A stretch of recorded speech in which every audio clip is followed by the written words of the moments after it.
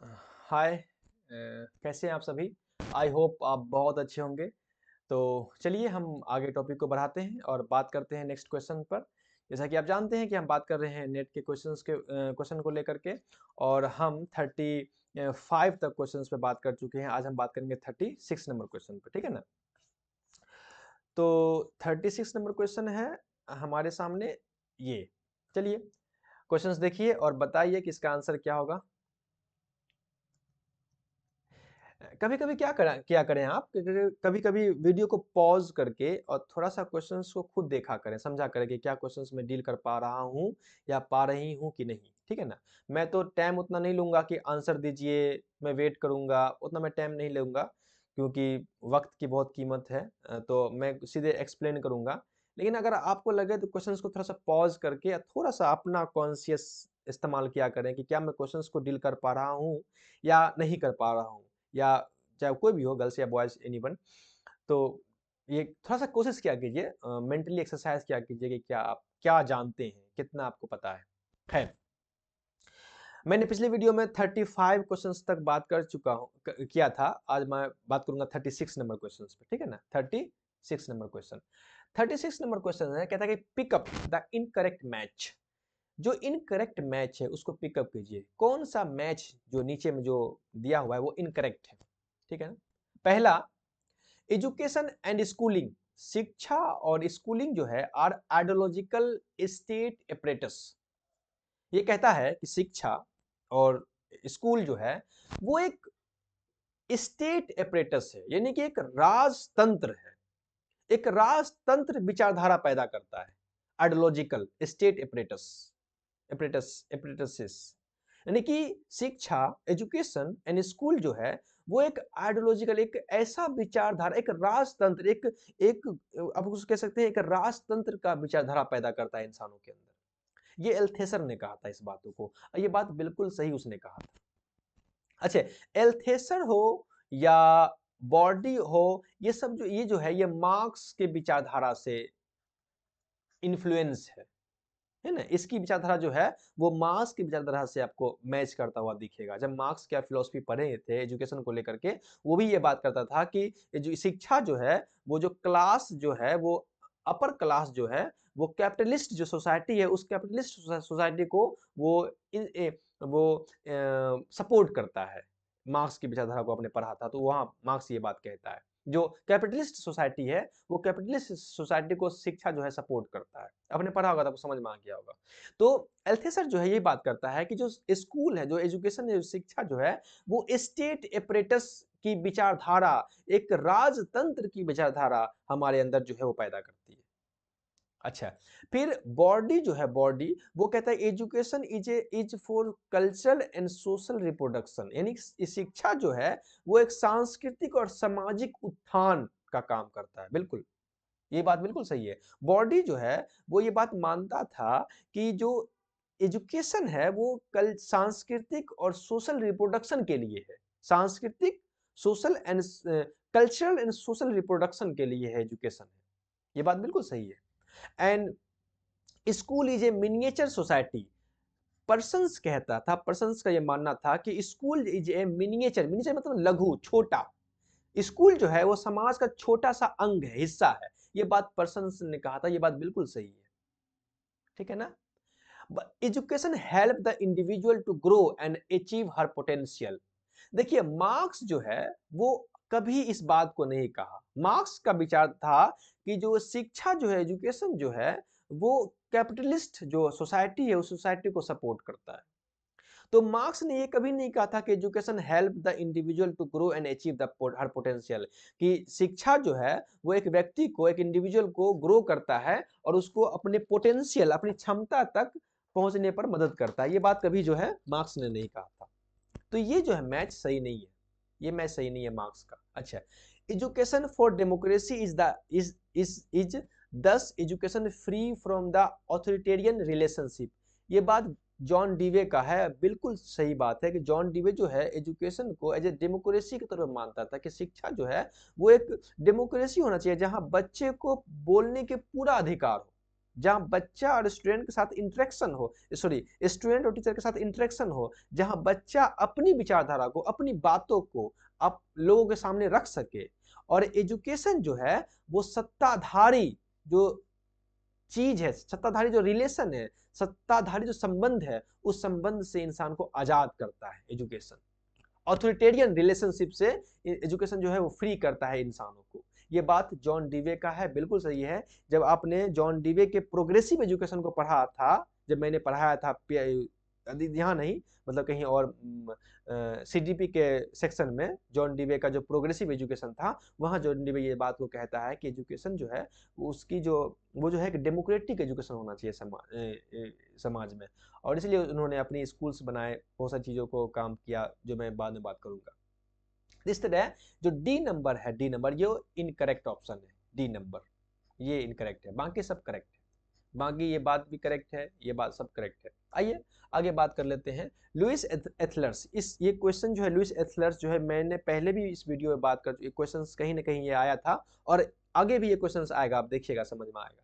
Louis एल्थसर, एल्थसर जो है एल्थसर से 1971 में identifies educational institutions as ideological state operators. वो कहता है जो एजुकेशनल इंस्टीट्यूशन जो है वो एक आइडियोलॉजिकल स्टेट ऑपरेटस है, यानी एक राजतंत्र की विचारधारा है, अदर राजतंत्र, and that maintain and reproduce dominant ideology. देखिए वो कहता है कि जो डोमिनेंट आइडियोलॉजी है, वो आइडियोलॉजी, वो विचारधारा जो डोमिनेंट करता है, जो राज करता है, उस विचारधारा को जो है वो रिप्रोड्यूस करता है, वो उसको मेंटेन करता है, उसको बढ़ावा देता है। ये बात कहता था लुइस एल्थसर ने। ये बिल्कुल मार्क्स की विचारधारा से मिलता जुलता है, मार्क्स भी यही विचारधारा पर था, मतलब मार्क्स की विचारधारा से बिल्कुल बिल्कुल मिलता जुलता विचारधारा है। इसलिए लुइस एल्थसर जो है उसको मार्क्स के संबंधित के तौर पर माना जाता है, मतलब दोनों की विचारधारा सेम टू सेम मानी जाती है। अच्छा, पियरे बोर्डे जो है 1977 में उन्होंने कहा कि argues education perpetuates cultural and social reproductions reinforcing social inequalities. ये इन्होंने कहा कि शिक्षा जो है वो सांस्कृतिक और सामाजिक पुनरुत्थान को कायम रखती है। पियरे बोर्डियो ऐसे कुछ आप उसको एक्सप्लेन कर लीजिएगा। वो कहता है कि शिक्षा जो है वो सांस्कृतिक और सामाजिक पुनरुत्थान को कायम रखती है तथा सामाजिक असमानताओं को मजबूत करती है। जो सोशल इक्वलिटीज, इनइक्वलिटी जो समाज में है उसको रीइंफोर्स करता है शिक्षा। जो समाज में जो सोशल इनइक्वलिटीज जो है, उस सोशल इनइक्वलिटीज को जो है शिक्षा जो है वो रीइंफोर्स करता है, उसको जो है वो मजबूत करता है। ये कहा पियरे बोर्डी ने। अच्छा, टेलकॉट पर्सन्स जो है, टेलकॉट पर्सन्स 1959 में view school as a miniature societies, यानी कहा कि स्कूल जो है वो समाज का एक लघु अंश है, छोटा हिस्सा है। Socialising individuals into societal norms and values. और कहते हैं कि जो व्यक्ति जो है उनके अंदर जो सोशलाइजेशन होता है, वो व्यक्ति जो समाज के नॉर्म्स और वैल्यूज को जो है अपने अंदर लाते हैं, सीखते हैं। ये पर्सन्स का कहना था। जॉन डीवे 1916 में एडवोकेट्स फॉर डेमोक्रेटिक एजुकेशन, ये डेमोक्रेटिक एजुकेशन को एडवोकेट करता है, डेमोक्रेटिक एजुकेशन को सपोर्ट करता है। इम्फेसाइजिंग स्टूडेंट सेंटर लर्निंग, वो बात करते हैं स्टूडेंट सेंटर लर्निंग को, फ्रीडम की बात करते हैं, इक्वलिटी की बात करते हैं जॉन डीवे। इन तमाम चीज़ों के बारे में मैंने दूसरे क्लास में बात किया था। इसमें जाएंगे तो आपको सीडीपी का क्वेश्चन आपको मिलेगा। सीडीपी का एक प्लेलिस्ट है, वहाँ जॉन डीवे के प्रोग्रेसिव एजुकेशन के बारे में आपको समझ में आ जाएगा, अगर आपने देखा होगा तो। ये बात करता है चाइल्ड सेंटर्ड एजुकेशन की बात करता है, फ्रीडम की बात करता है, इक्वलिटी की बात करता है, डेमोक्रेटिक एजुकेशन की बात करता है John डीवे।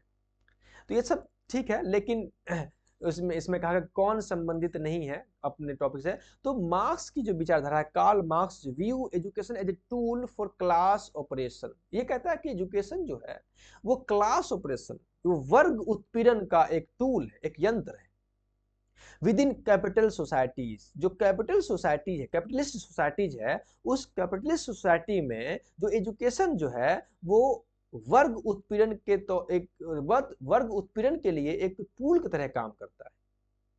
He did not emphasize education in the term of individuals grow and potential. उन्होंने कभी भी एजुकेशन को as a individual grow and potential के तौर पर उन्होंने कभी नहीं कहा कि एजुकेशन से इंसान का ग्रो होता है, उसकी पोटेंशियल क्षमता जो है बढ़ती है, ऐसा बात उन्होंने नहीं कहा।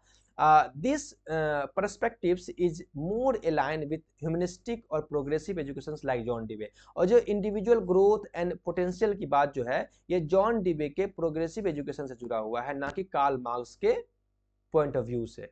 ये जो स्टेटमेंट जो यहाँ दिया हुआ है, education help individuals grow and achievement her potential, ये ज़्यादातर प्रोग्रेसिव एजुकेशन की बात है।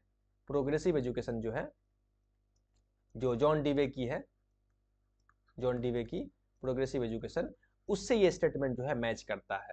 उसमें जॉन डीवे ने कहा था कि एजुकेशन जो है उसे इंडिविजुअल किसी व्यक्ति को हेल्प मिलता है ताकि वो ग्रो कर सके और अपने पोटेंशियल को अचीव कर सके। कार्ल मार्क्स ये बात नहीं कहा। कार्ल मार्क्स कहता है कि जो एजुकेशन जो है वो एक टूल का काम करता है, एक टूल है क्लास ऑपरेशंस के लिए, यानी कि क्लास वर्ग उत्पीड़न के लिए। कैपिटलिस्ट सोसाइटी में, जो कैपिटलिस्ट सोसाइटी है, जो बिजनेस सोसाइटी, जो मतलब हुक्मरान सोसाइटी, जो हुकूमत करने वाला जो समाज है, उस हुकूमत करने वाले समाज में जो एजुकेशन है वो एज ए टूल का काम करता है और इसका इस्तेमाल करके जो कैपिटलिस्ट सोसाइटी है वो लोगों पर हुकूमत करता है। ठीक है ना? तो इस तरह से आपका आंसर जो है वो इनकरेक्ट जो मैच करेगा वो करेगा आपको डी नंबर। ठीक है, नेक्स्ट 37 कहता है which of the following statements are true. कौन सा स्टेटमेंट सही है, ट्रू है। ये क्वेश्चंस पता नहीं आपने पढ़ा कि नहीं पढ़ा, पता नहीं, लेकिन अगर आपने नहीं पढ़ा तो आप यहाँ पढ़ेंगे एक क्वेश्चंस जो थोड़ा सा ज़्यादा अच्छा है। ठीक है ना? कहता है कि कौन सा स्टेटमेंट सही है। आपने मॉडल ऑफ डिसेबिलिटीज को पढ़ा होगा, मॉडल्स ऑफ डिसेबिलिटीज आपने पढ़ा होगा। कई तरह के मॉडल्स हैं डिसेबिलिटीज, कई तरह मॉडल्स हैं। मेडिकल मॉडल ऑफ डिसेबिलिटीज है, human right models of disabilities है, चैरिटी मॉडल्स ऑफ डिसेबिलिटीज है, इकोनॉमिकल मॉडल्स ऑफ डिसेबिलिटीज है, रिलीजियस मॉडल ऑफ डिसेबिलिटीज है, सोसाइटल मॉडल्स ऑफ डिसेबिलिटीज है, कई सारे मॉडल्स ऑफ डिसेबिलिटीज है। ये तो अलग अलग मॉडल्स ऑफ डिसेबिलिटीज हैं। ये क्या मानते हैं, डिसेबिलिटीज को कैसे मानते हैं। मेडिकल मॉडल ऑफ डिसेबिलिटीज को कैसे देखता है, या human rights model of disabilities को कैसे देखता है, या चैरिटी मॉडल्स ऑफ डिसेबिलिटीज को कैसे देखता है, इकोनॉमिकल मॉडल ऑफ डिसेबिलिटीज जो है वो डिसेबिलिटीज को कैसे देखता है, या रिलीजियस मॉडल ऑफ डिसेबिलिटीज जो है वो डिसेबिलिटीज को कैसे देखता है। आपने पता होगा, वो पता होगा ये सब चीजों के बारे में। आइए हम बात करते हैं। Medical model of disabilities find its base in psychology. ये बात सही है। जो मेडिकल मॉडल ऑफ डिसेबिलिटीज है, अब ये मेडिकल मॉडल ऑफ डिसेबिलिटीज क्या है हम आगे बात करेंगे। ठीक है ना? पहले यहां समझिए कि जो मेडिकल मॉडल ऑफ डिसेबिलिटीज है, क्या इसका बेस जो है वो साइकोलॉजिकल है? नहीं, इसका बेस साइकोलॉजिकल नहीं है। इसका बेस जो है वो मेडिकल बेस है। हम आगे बात करेंगे इसके बारे में, आपको समझ में आ जाएगा। Human rights model of disabilities talk about equity.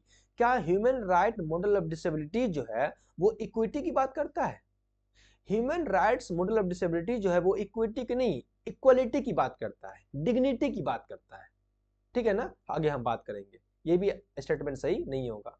अच्छा, charity model of disabilities treats peoples with disabilities as incapable. यानी चैरिटी मॉडल ऑफ डिसेबिलिटी जो है वो लोगों को ऐसे ट्रीट्स करता है, लोगों के साथ ऐसे व्यवहार करता है कि वो मानता है कि डिसेबिलिटीज एज इनकैपेबल, यानी जो डिसेबिलिटीज है वो इनकैपेबल है। बिल्कुल सही बात है, हम आगे बात करेंगे तो आपको समझ में आ जाएगा इस बातों को। ठीक है ना? खाली आप इस स्टेटमेंट को दिमाग में रखिएगा। अच्छा, economical model of disabilities considers disabilities as a burden. बिल्कुल सही बात है। जो इकोनॉमिकल मॉडल ऑफ डिसेबिलिटीज है, इसका जो व्यू है ये कहता है कि डिसेबिलिटी जो है एज ए बर्डन है। ये बिल्कुल सही स्टेटमेंट। अच्छा, religious model of disabilities relates disabilities with god's worth. यानी कि जो रिलीजियस मॉडल ऑफ डिसेबिलिटीज है वो ये मानते हैं कि डिसेबिलिटी जो है वो गॉड्स वर्थ है, यानी कि गॉड, ईश्वर के द्वारा दिया गया, मतलब ये है, ये बात है, बिल्कुल सही बात है।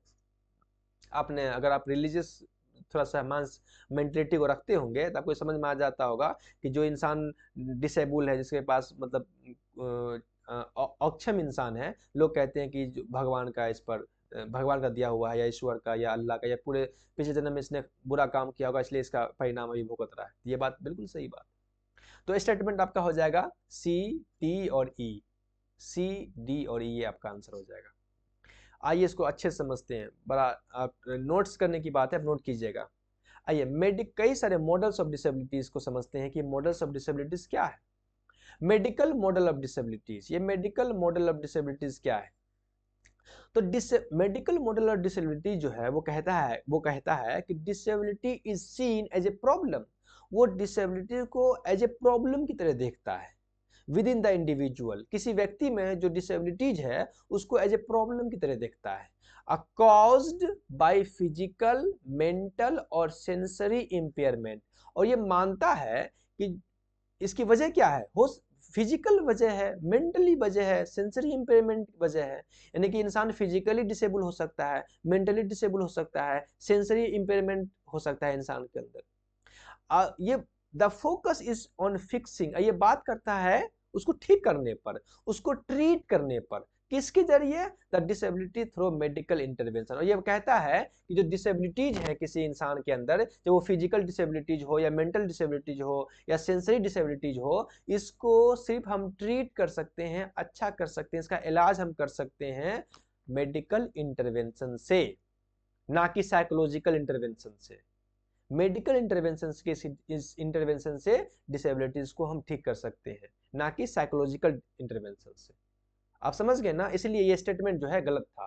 बेस इन साइकोलॉजी नहीं, बेस इन मेडिकल इंटरवेंशन। हम मेडिकली उसको ट्रीट कर सकते हैं, उसका ऑपरेशन कर सकते हैं, उसको ट्रीट कर सकते हैं, उसको मेडिसिन दे सकते हैं, तभी उसका मेडिकल डिसेबिलिटी ठीक हो सकता है, चाहे वो फिजिकल हो, मेंटली हो या किसी तरह की डिसेबिलिटीज हो। ठीक है ना? आप ये बात को समझ गए होंगे अच्छे से। अच्छा, सोशल मॉडल ऑफ डिसेबिलिटीज। ये सोशल मॉडल ऑफ डिसेबिलिटीज क्या बात करता है, डिसेबिलिटी को कैसे देखता है? तो disability is not caused by individuals impairment. बात समझिएगा, जो सोशल मॉडल ऑफ डिसेबिलिटीज है वो कहता है कि disabilities is not caused by individuals impairment. वो कहता है कि डिसेबिलिटी जो है वो इंडिविजुअल इंपेयरमेंट की वजह से नहीं होता है, but by societal barriers, physical, attitudinal and structural, that prevent people with impairments from fully participation in society। समझ जाएगा इस बात को।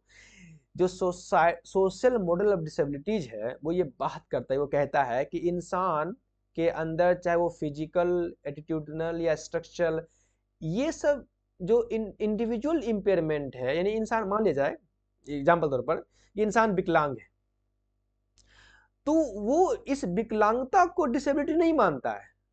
वो मानता है कि अगर इंसान को समाज में पार्टिसिपेट ना किया जाए तो वो इंसान डिसेबल है।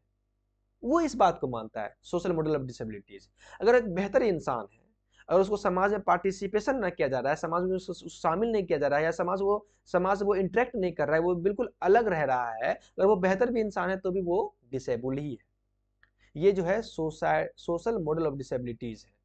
वो इंडिविजुअल के इंपेयरमेंट को नहीं मानता है कि वो डिसेबिलिटी है, बल्कि वो ये मानता है कि इंसान को prevent people with impairments from fully participation in society. अगर इंसान को समाज में फुल्ली पार्टिसिपेशन से प्रिवेंट कर दिया जाए, अलग कर दिया जाए, तो दरअसल वो एक डिसेबिलिटीज है। इस तरह के डिसेबिलिटीज को वो डिसेबिलिटीज मानता है। कौन? Societal model of disabilities. I hope आप बात को समझ गए होंगे। खैर आगे बढ़ते हैं। Human right model disabilities. Human right model of disabilities, ये जो है वो डिसेबिलिटीज को कैसे देखता है? Human rights model of disabilities जो है, ये मॉडल जो है वो डिसेबिलिटीज को कैसे देखता है? Disability is a matter of human rights focusing on equality, dignity and full participation of people with disabilities in all aspect of life. ये बात सिर्फ इक्विटी की नहीं करता है, ये बात सिर्फ इक्विटी की नहीं करता है, इसलिए मैंने उस स्टेटमेंट को गलत किया था। यहाँ लिखा हुआ था ना इक्विटी, इसलिए मैंने स्टेटमेंट को गलत किया था। ये बात करता है इक्वालिटी की, ये बात करता है डिग्निटी की, ये बात करता है फुल पार्टिसिपेशन ऑफ पीपुल, लोगों के फुल पार्टिसिपेशन की, with disabilities in all aspect of life. पूरे जीवन में, लाइफ के पूरे एस्पेक्ट में ये इक्वालिटी की बात करता है, ये डिग्निटी की बात करता है, ये फुल पार्टिसिपेशन की बात करता है। This models emphasizes that peoples with disabilities have the same rights everyone else. वो ये कहता है कि इंसान को जैसे सभी को राइट्स दिया गया है वैसे ही हर इंसान को राइट्स मिलना चाहिए। वो इंसान जो डिसेबल है उसको भी वही राइट्स मिलना चाहिए जो राइट्स एक आम इंसान को मिल रहा है।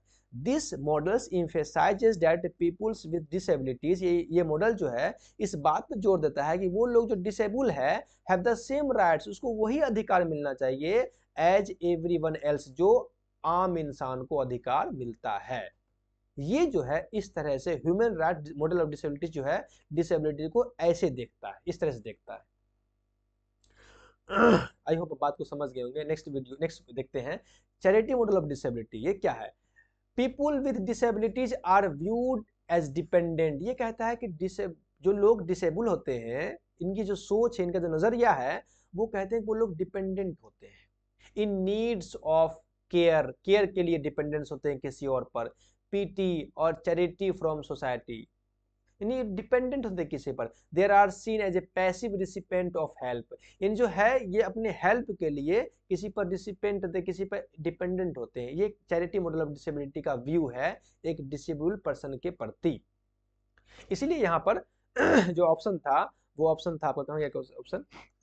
ये ऑप्शन था कि चैरिटी मॉडल ऑफ डिसेबिलिटीज जो है वो लोगों को ऐसे ट्रीट करता है जैसे कि वो लोग जो है इनकेपेबल है, वो लोग नहीं कर सकते हैं कामों को। तो चैरिटी मॉडल ऑफ डिसेबिलिटी जो है people with disabilities are viewed as dependents in needs of care, pity और charity from society. They are seen as passive recipient of helps. अच्छा, economical model of disabilities. Economical model disabilities ये कहता है कि disability is viewed in terms of its impact on the economy. वो कहता है कि डिसेबिलिटी जो है वो जो है उससे जो है हमारे इकोनॉमी पर इम्पैक्ट पड़ता है, हमारे particularly in relations to productivity and cost. जो खास तौर से प्रोडक्टिविटी है, जो खास तौर से जो कॉस्ट है, उस पर जो है डिसेबिलिटी का इम्पैक्ट पड़ता है।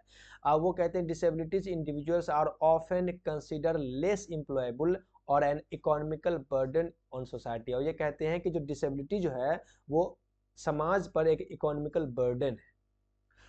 ठीक है ना। और रिलीजियस मॉडल ऑफ डिसेबिलिटी क्या है? तो religious model of disability is a seen through a religious और moral lens where it may be interpreted as a form of punishment और टेस्ट ऑफ फेथ। समझिएगा, ये कहता है कि ये मॉडल जो है ये मानता है डिसेबिलिटी को ऐसे देखता है। वो कहता है कि ये जो डिसेबिलिटी है वो पनिशमेंट के वजह से है और टेस्ट ऑफ फेथ के वजह से है। Historically, disabilities were often viewed as a sign of sin or divine displeasure. ये मानता है रिलीजियस मॉडल ऑफ डिसेबिलिटीज, जो डिसेबिलिटीज है वो कोई ना कोई सीन मतलब पाप, कोई ना कोई पाप का परिणाम है। डिवाइन प्लीजर, यानी जो डिवाइन प्लीजर है, जो एक शक्ति है, उस शक्ति का जो डिसप्लीजर है, मतलब उस शक्ति जो है वो उस इंसान पे जो है वो नाखुश है, मतलब नाराज है, इसलिए वो इंसान जो है डिसेबल हुआ।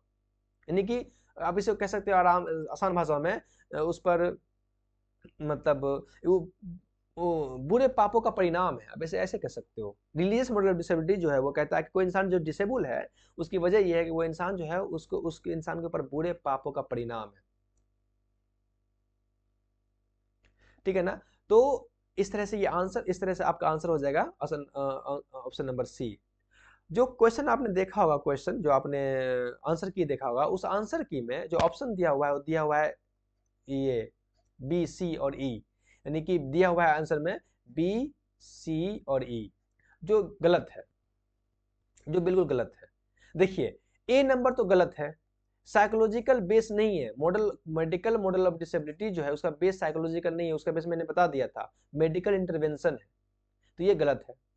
और human rights model of disability जो है वो बात इक्वालिटी की बात नहीं करता है, वो इक्वालिटी की बात करता है, डिग्निटी की बात करता है, इसलिए ये भी आंसर से गलत है। और चैरिटी मॉडल ऑफ डिसेबिलिटी जो है वो बात करता है इनकेपेबल का, कि एक इंसान जो अगर डिसेबल हो गया तो वो इनकेपेबल है, वो अपने काम के लिए दूसरे पर डिपेंडेंट रहता है। इसलिए ये सही है। और इकोनॉमिकल मॉडल ऑफ डिसेबिलिटी जो बात करता है कि इंसान जो है जो वो लोग जो डिसेबल है वो इकोनॉमिकल बर्डन है। और रिलीजियस मॉडल ऑफ डिसेबिलिटी जो है वो बात करता है गॉड रेथ है, यानी कि भगवान पर उस पर पापों का परिणाम है उसका। तो ये है जो क्वेश्चन आंसर की में दिया हुआ है, आंसर की में दिया हुआ है ऑप्शन नंबर बी, सी और ई। ये बी, सी, ई मेरे हिसाब से तो नहीं होगा, बी, सी और ये दिया हुआ है, ये नहीं होगा मेरे हिसाब से। जो इसका आंसर होगा वो इसका आंसर होगा सी, डी और ई, ठीक है ना। बाकी आप नॉलेजेबल हैं, आप अच्छे चीज़ों को जानते हैं, आप खुद देख लीजिएगा। आप अगर वीडियो समझ में नहीं आया तो एक मतलब वीडियो को देख लीजिए अच्छे से, थोड़ा सा एनालिसिस कर लीजिए, आपको समझ में आ जाएगा। मेरे हिसाब से आंसर हो जाएगा बी, सी और बी, डी और ई, ठीक है ना। ये तो बिल्कुल सही है, ये भी सही है, ये भी सही है, ये तो बिल्कुल नहीं सही है। बात इक्वालिटी की नहीं करता है, बात करता है इक्विटी की नहीं, बात करता है इक्वालिटी की बात करता है ना, डिग्निटी की बात करता है, और साइकोलॉजिकल बेस नहीं है। अगर ये तो कहना बिल्कुल ही सही गलत है, ये कहना बिल्कुल गलत है। साइकोलॉजिकल बेस नहीं बल्कि मेडिकल इंटरवेंशन है, यानी कि हम उसको मेडिकल इंटरवेंशन से ठीक कर सकते हैं। खैर, तो आई होप आप बात को समझ गए होंगे। नेक्स्ट क्वेश्चन बात करते हैं। 38 कहता है the function of search engine to scour मतलब होता है ढूंढना, द इंटरनेट फॉर कंटेंट, यानी इंटरनेट पर कंटेंट को ढूंढना, इंटरनेट पर कंटेंट को स्क्वायर जो करते हैं, तलाशते हैं, ढूंढते हैं। Looking over the code content for each URL universal they find is called, वो क्या कहलाता है, यानी कि इंटरनेट पे जो कंटेंट को ढूंढते हैं उसे क्या कहते हैं। आसान, the function of search engine, जो सर्च इंजन है आपका, जो गूगल है, क्रोम है, गूगल क्रोम है, उसे सर्च इंजन कहते हैं। उस सर्च इंजन पे जो आप इंटरनेट पर जो कंटेंट को स्क्वायर करते हैं, ढूंढते हैं, उसे क्या कहते हैं, उसको क्रॉलिंग कहते हैं। सीधी बात समझ लीजिए, आपको क्रॉलिंग कहते हैं उसको, ठीक है ना। कैसे, आइए देखिए। Crawling is the process search engines use to discover new and updated content. Crawling जो है वो एक प्रक्रिया है, एक प्रोसेस है जहां सर्च इंजन पर हम डिस्कवर करते हैं, ढूंढते हैं न्यू एंड अपडेटेड कंटेंट को, नया और अपडेटेड कंटेंट को ढूंढते हैं ऑन द वेब पर। Search engine send outputs, search engine जो है भेजता है आउटपुट्स, जिसे हम स्पाइडर या क्रोलिंग कहते हैं। इससे आप स्पाइडर भी कह सकते हैं, क्रोलिंग भी कह सकते हैं, है ना। To systematically visit and analyse the web page, हम उस पर सिस्टमेटिकली जो है वो विजिट करते हैं। आप जानते हैं ना, आप देखते होंगे जब मोबाइल में जाते हैं क्रोलिंग करते हैं। क्रोलिंग मतलब ढूंढना, सर्च करना, ढूंढना। स्पाइडर, उसे स्पाइडर कहते हैं, क्रोलिंग कहते हैं, है ना। तो उसे क्रोलिंग कहते हैं। क्रोलिंग मतलब इंटरनेट पर, सर्च इंजन पर कंटेंट को, न्यू कंटेंट को, अपडेटेड कंटेंट को ढूंढना, सिंपल सी बात है। और जब वो कंटेंट को ढूंढ लेते हैं तो इंडेक्सिंग मतलब होता है, indexing refer to process by which search engines store and organized the content they have discovered during crawling. यानी क्रॉलिंग के दौरान जो आप चीजों को ढूंढ रहे हैं, सर्च इंजन पर चीजों को ढूंढ रहे हैं क्रॉलिंग के दौरान, तो जो क्रॉलिंग करते हैं तो जो सर्च इंजन जो है उस क्रॉलिंग को स्टोर करता है और उसे ऑर्गेनाइज करता है। ये स्टोर करना, जो चीज आप ढूंढ रहे हैं उस चीजों को स्टोर करता है, उसे ऑर्गेनाइज करता है। इस स्टोर करने को, ऑर्गेनाइज करने को, यानी आपके कंटेंट को स्टोर करने को और ऑर्गेनाइज करने को इंडेक्सिंग कहते हैं, ठीक है ना। ये क्रोलिंग के बाद होता है, जब आप चीज़ों को ढूंढते हैं, तलाशते हैं, तो जो कंटेंट ढूंढ रहे हैं, कंटेंट तलाश कर रहे हैं, उस कंटेंट को एक जगह स्टोर किया जाता है, एक जगह ऑर्गेनाइज किया जाता है। ये स्टोर करना, ऑर्गेनाइज करना जो है इंडेक्सिंग कहलाता है। और ranking is the process by which search engines determine the order in which web page should appear in search result for a given query. अब रैंकिंग क्या है, और स्टोर करना, ऑर्गेनाइज करना, है ना, और उसको रैंक करना। जो आप सर्च इंजन में जो चीज ढूंढ रहे हैं, जो क्रॉलिंग कर रहे हैं सर्च इंजन पर, उस सर्च इंजन पर जब क्रॉलिंग करते हैं तो उसको रैंक करता है। ये रैंक करने का काम जो है उसे कहते हैं रैंकिंग, ठीक है ना। तो ये एक प्रोसेस है, पहले हम क्रॉलिंग करते हैं, क्रॉलिंग के बाद जो चीजें कंटेंट जो आते हैं उस कंटेंट को इंडेक्सिंग करते हैं। इंडेक्सिंग मतलब उसको स्टोर करते हैं, ऑर्गेनाइज करते हैं। जब स्टोर कर लिया, ऑर्गेनाइज कर होता है तो उसको रैंकिंग किया जाता है। रैंक में उसको, ऑर्डर में उसको, इसे कह सकते हैं ऑर्डर में उसको सजाया जाता है, उसे कहते हैं रैंकिंग। क्लियर ना। यूआरएल जानते हैं ना, यूनिफॉर्म रिसोर्स लोकेटर, ये हर एक वेब पेज जो होता है ना, वेब पेज, जैसे आप मेरा यूट्यूब वीडियो देखते होइएगा तो उसका अपना एक यूआरएल है। यूआरएल मतलब universal resource locator. Universal resource locator is the address of web page. एक वेब पेज जो है उसका एक एड्रेस है। और रिसोर्स ऑन द इंटरनेट, जो इंटरनेट पे जो रिसोर्सेज है, इंटरनेट पे जो कंटेंट है, उसका जो है एक एड्रेस होता है, उसी एड्रेस को यूआरएल कहते हैं, यूनिफॉर्म रिसोर्स लोकेटर कहते हैं। ठीक है ना, तो इस तरह से आप बात समझ गए, इसलिए इसका आंसर जो है क्रॉलिंग। क्रॉलिंग, ठीक है ना। क्रॉलिंग के बाद जो है चीजों को इंडेक्स होता है, इंडेक्स के बाद चीजों जो है रैंकिंग में आता है। इंडेक्स होता है, इंडेक्स के बाद चीजें जो है रैंकिंग में आता है। ठीक है। आइए, तो एड्रेस है। चलिए नेक्स्ट क्वेश्चन है 39 नंबर क्वेश्चन। 39 नंबर क्वेश्चन जो है वो आप, बड़ा इंपॉर्टेंट क्वेश्चन है, हमेशा एग्जाम में पूछा जाता है। Leadership style, leadership style, managerial grid, उसे मैनेजरियल ग्रिड भी कहते हैं। The correct sequence, the correct sequence, क्या करेक्ट सीक्वेंस है कंसिक्वेंशियल लीडरशिप स्टाइल का? कंसिक्वेंशियल लीडरशिप स्टाइल आपने पढ़ा होगा, है ना। कंसिक्वेंशियल लीडरशिप स्टाइल आपने पढ़ा होगा, उसे कहते हैं मैनेजरियल ग्रिड। मैनेजरियल ग्रिड आपने पढ़ा होगा। कंट्री क्लब लीडरशिप स्टाइल आपने पढ़ा होगा। टीम मैनेजमेंट आपने पढ़ा होगा। Improvised leader management leadership style आपने पढ़ा होगा। ऑथोरिटेटिव कंप्लाइन आपने पढ़ा होगा। Middle of the road leadership style आपने पढ़ा होगा ना। आइए देखते हैं ये क्या है। आपने देखा होगा, आप बड़ा थोड़ा सा वास्ट टॉपिक है, मैं थोड़ा सा डीपली नहीं जाऊंगा, नहीं तो एक घंटे का लेक्चर पूरा पूरा एक टॉपिक पर है, लेकिन मैं शॉर्ट में आपको बता दूंगा ताकि आप चीज़ों को ध्यान में रखें और नोट डाउन करें। Consequential leadership style also known as the managerial grid, उसे मैनेजरियल ग्रिड कहते हैं। इसको डेवलप किया था रॉबर्ट आर ब्लैक ने एंड जॉन मोटन ने। आपने देखा होगा ना, Robert R Black and John Mouton ने इसको डेवलप किया था, कंसिक्वेंशियल लीडरशिप स्टाइल को, जिसे मैनेजरियल ग्रिड भी कहते हैं।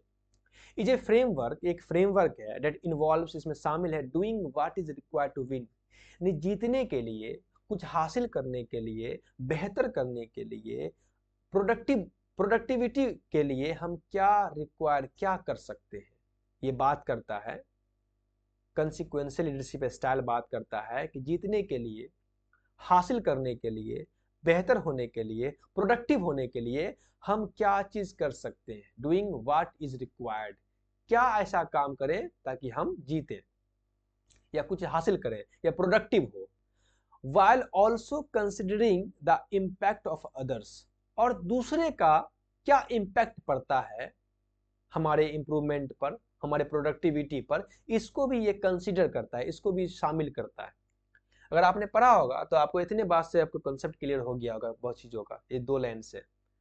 इसमें वो कई तरह के लीडरशिप स्टाइल की बात करते हैं। उसका जो सिक्वेंशियल है उसका है, पहला है वो बात करता है improvised management, improvised management style आप इसको कह सकते हैं। जो 1-1 है, ये 1-1 क्या है, जब आपने वो फ्रेमवर्क देखा होगा तो आपको समझ में आ गया होगा। इम्प्रोवाइज्ड मैनेजमेंट को 1-1 कहते हैं। मैं डिटेल्स करूंगा तो 1 घंटा टाइम लग जाएगा इसमें।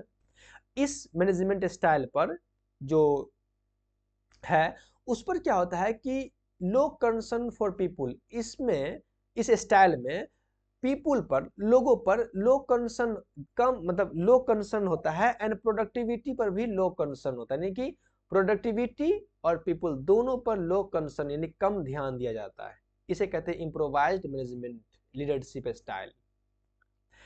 अक्सर अक्सर एग्जाम में सिर्फ ये दे देता है और ऑप्शन में ये 4 दे देता है, 4-5 कि इसमें से क्या होगा, यानी ये दे देगा, ऑप्शन में ये दे देगा। कई मतलब क्वेश्चन मैंने देखा हूँ, मुझे पता है पिछले साल पिछले मतलब क्वेश्चन को देखिएगा तो आपको समझ में आएगा, उसमें भी हम आएंगे तो आपको समझ में आ जाएगा। फिर है कंट्री क्लब मैनेजमेंट।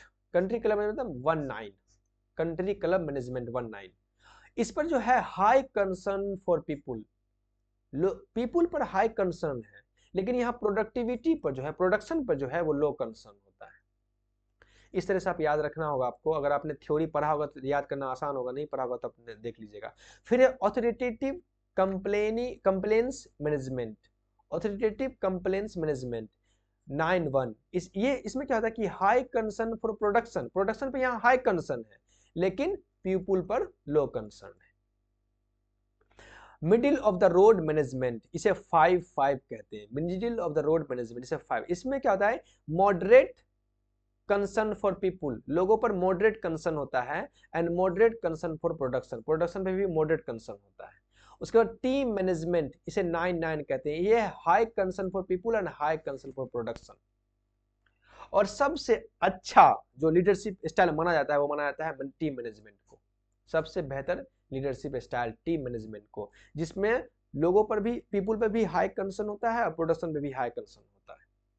और सबसे जो कम है वो माना जाता है वो इम्प्रोवाइज्ड मैनेजमेंट पे, जहां पीपुल में भी लो कंसर्न है और प्रोडक्शन में भी लो कंसर्न देखा जाता है। तो मैं आपको इतना ही बता सकता हूँ, अगर मैं पूरा बताऊंगा तो बहुत टाइम लगेगा, तो आप इतना ही रहने देंगे। तो इसलिए इसका आंसर हो जाएगा CADEB। सी मतलब इम्प्रोवाइज्ड मैनेजमेंट। इम्प्रोवाइज्ड मैनेजमेंट मतलब low concern for people and low concern for production.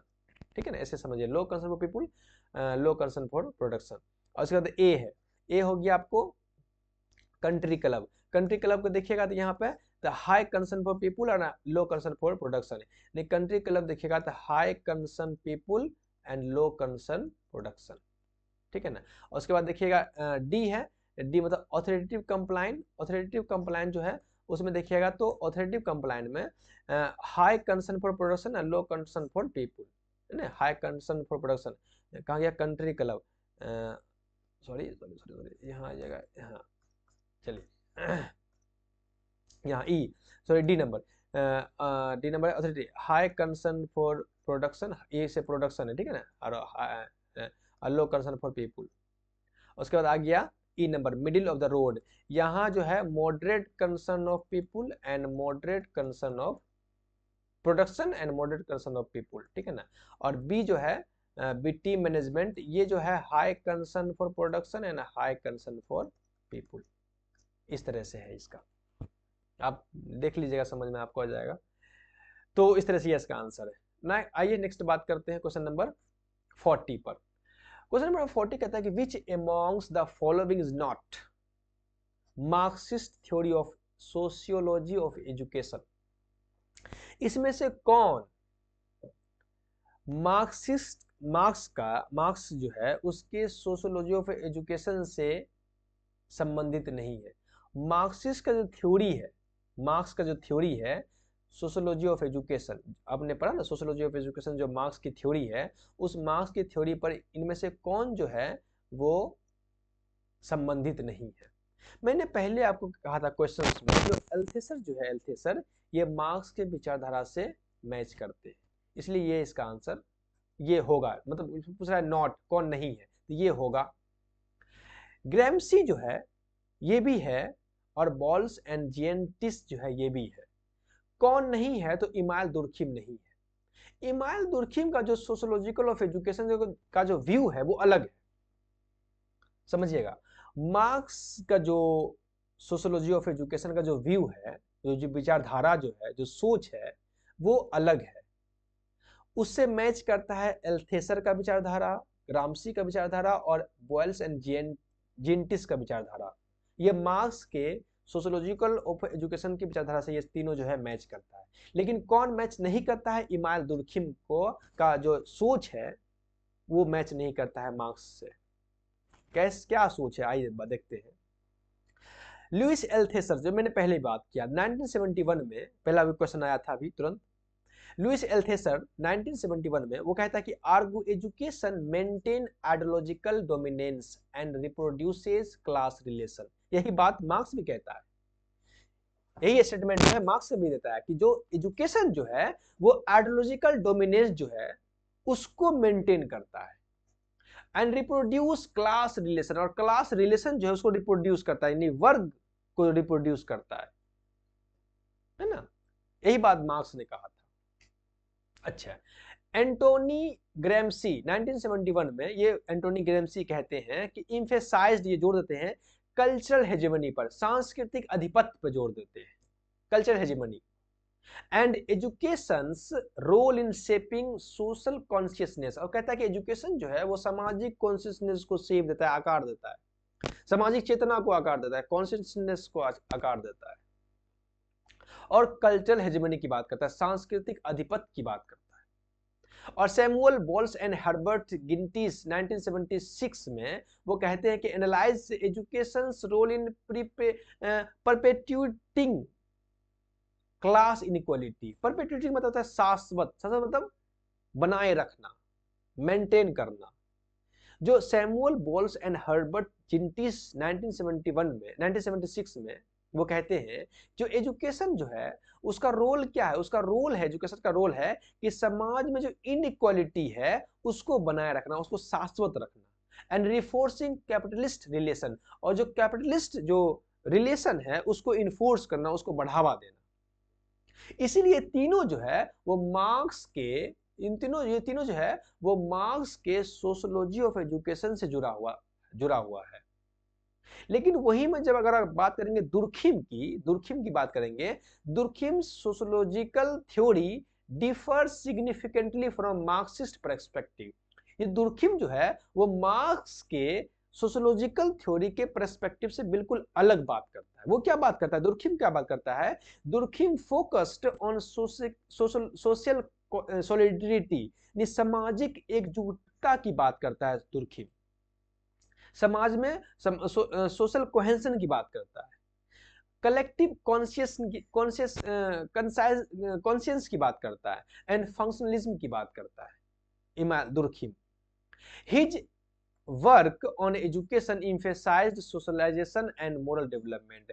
और जो दुर्खिम जो है उसका जो काम है एजुकेशन में वो अपने काम पे जोर देता है, इम्फेसाइज करता है सोशलाइजेशन एंड मोरल डेवलपमेंट पे जोर देता है, सामाजिक एंड नैतिक डेवलपमेंट पे जोर देता है, समाजीकरण और नैतिक विकास पे जोर देता है। कौन, दुर्खिम। वो एक सामाजिक एकजुटता की बात करता है। अच्छा, क्लास की बात या फिर कल्चर हेजेमनी की बात या फिर आइडियोलॉजिकल डोमिनेंस की बात, ये सब बात जो है लुइस एथलर्स, Antonio Gramsci, Samuel Bowles and Marx के सोच से मिलता जुलता है। इसीलिए क्वेश्चंस में दिया गया था कि नॉट कौन Marxist theorist of sociology of education, sociology marks के सोशियोलॉजिकल एजुकेशन के थ्योरी से, विचारधारा से कौन संबंधित नहीं है, तो इमाइल दुर्खिम संबंधित नहीं है। बाकी ये है और ये है, ठीक है ना। तो आई होप आपको बात समझ में आया होगा कुछ न कुछ।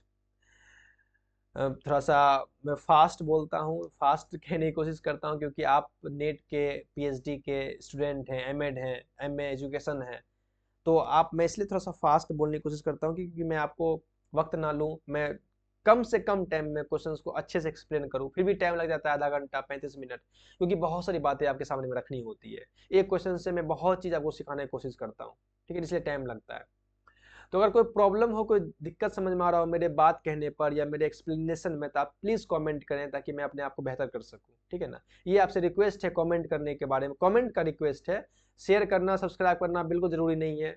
अगर आपको मन नहीं करे तो बिल्कुल शेयर ना करें, सब्सक्राइब करने का मन नहीं करे तो बिल्कुल सब्सक्राइब ना करें, लेकिन मेरे बेहतर होने के लिए, मेरे अच्छे होने के लिए अगर हो सके तो कमेंट कर दें ताकि मैं समझ सकूँ कि मैं कहाँ अपने आप को बेहतर कर सकता हूँ।